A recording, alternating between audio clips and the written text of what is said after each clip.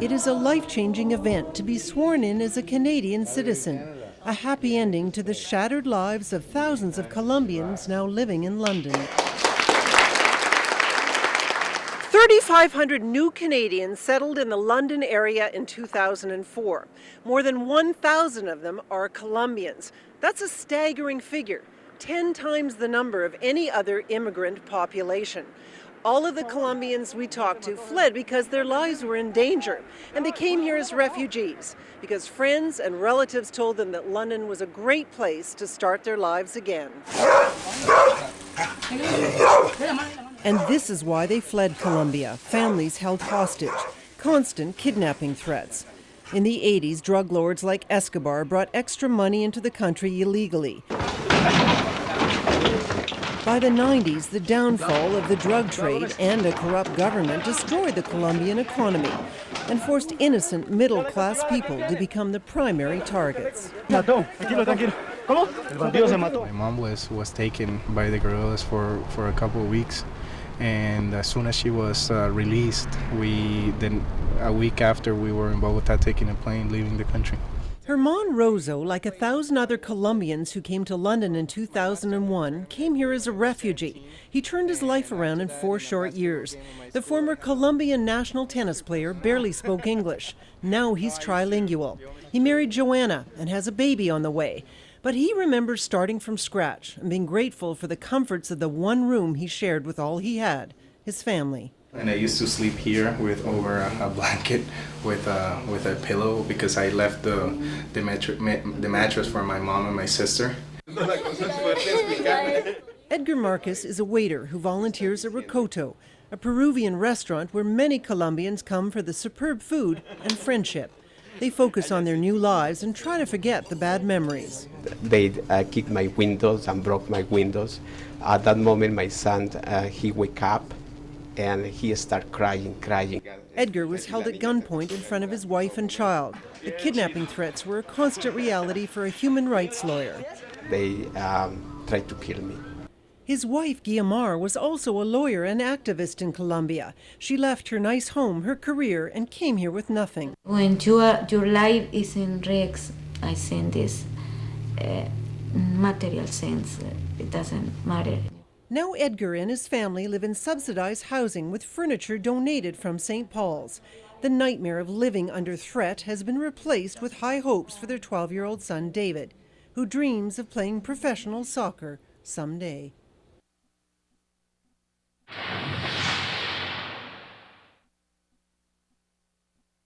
I was a lawyer. I used to be the doctor. I was lawyer. Computer engineer. I was a lawyer. Engineering. I was a general accountant in Colombia. 90 Colombians living in the London community are physicians who, like Dr. Mauricio Marin, are not able to practice in their new country. He was head of a hospital emerge in a city of 2 million people. 4 years ago, Dr. Marin arrived as a refugee and was forced to put aside the stethoscope. At the beginning, I was working in different things like delivering flyers and delivering pizzas. Number 1, Christina? Do you prefer your present job to the one you had before? Yes, you prefer something to something else? Excellent. Here at St. Patrick's, level 7-8 is the top level for English as a second language. Many of the Colombians are already university educated, but they're here to perfect their English skills so that they can get out into the workforce. Justo has been here for a year. The former public administrator left behind a wife and 2-year-old in Colombia. Because I have to flee because risk of my life. Like his fellow Colombians, he is grateful to be safe and can't wait to give back to the London economy. If I improve enough my English, probably in the future I could get a good job, or I can't jump the bigger barrier that I have here in this country, is the language. Mary Williamson is often the first person to meet the Colombian immigrants when they come to London. As head of the Cross-Cultural Learner Center, she says we need to appreciate their drive. They're so talented, so highly educated, so willing to give for peace and for security, and they have so much to offer, and we'd be just fools not to allow them to fully participate. But at St. Thomas Aquinas, to integrate is the problem for the 80 Colombian students, many of them in ESL. They seek each other out to speak Spanish, sharing their stories of disrupted lives in violent Colombia, an experience their Canadian peers can't possibly comprehend. They won't even be able to describe how has it been so hard for us to come from another country and then move to another country and then to another country. It's like a really big change. When I came to SDA, some like the Canadians, like they look at you bad sometimes, and like when Colombians are gathered around in the hallway, they just walk by and they look at you, like give you dirty looks and stuff. They tell me like they don't like me and they want to fight me and stuff. They're looking for trouble. Do they call you names? Yeah. Like what? Like Spig, yeah. But for Colombian friends Dennis Mendez and Daniel Rua, who was sent to live with relatives in Miami at the age of 7, the misperception of their country is part of the problem. They only show the bad things about other countries. When they show Colombia, they show the war, they show guerrilla, they show thieves, drugs. So that's what people think of us, I guess. But once they get to know you, they understand that you're a normal person, you're just like anybody else.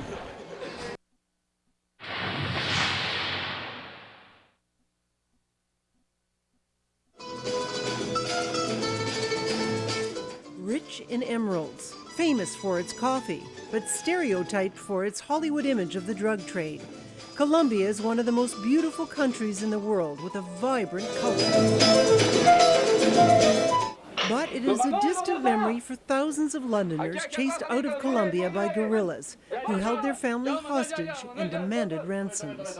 Over the last 5 years, more than 5,000 Colombians fled their country.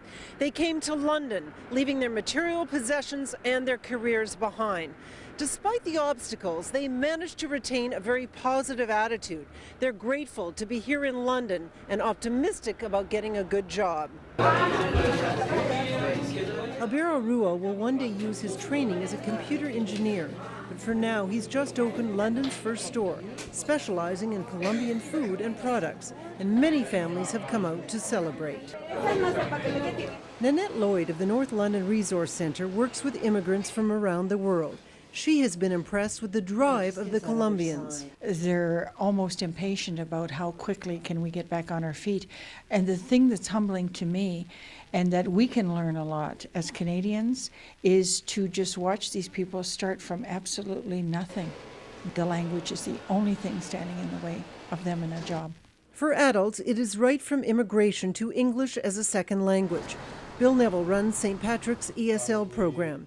He appreciates what Colombians bring to the community. They have more in common with us than they have different from us. They value family, they value relationships, and they're very giving people.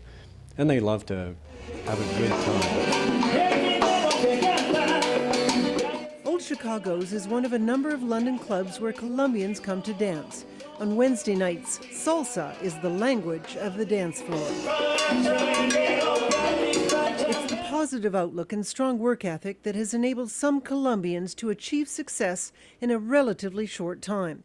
Felipe Rocha's paintings hung in the top galleries in Colombia. He started over again in London, participating in a recent group show at the Arts Project. Museum London has also showed support for the talented artist, and Felipe is confident he will make an impact in the community. Unlike some of his countrymen, Dr. Ivan Iglesias came to Canada because of an invitation to practice medicine at University Hospital. The anesthesiologist, specializing in cardiac care, is also an assistant professor. He spends a lot of his free time helping the 90 Colombian doctors here to requalify. I'm a very happy guy in this country. My family's happy. They love the country. I love the country. That's why we decided to stay. I believe that in my case is a combination of a lot of work, hard work, and open minds that gave me an opportunity, and I have to be grateful for that. And Herman Rozo, a former national Colombian tennis player, now studies business at Fanshawe. He also works full-time in a call center and devotes every spare minute to his promotions company, which he runs with his wife Joanna.